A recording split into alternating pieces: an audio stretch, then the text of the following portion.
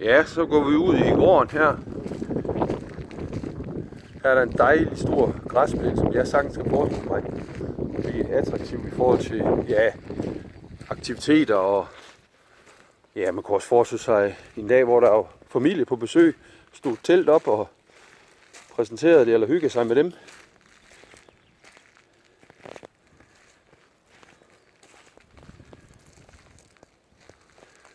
Herinde er vores værkstedsmodul, eller kommer. Jeg vil sige, hvis nu I bliver skræmt af det her, så kan jeg da godt forstå det, men tro mig, der bliver ryddet op. Planen er, at i de her bås, der står herovre,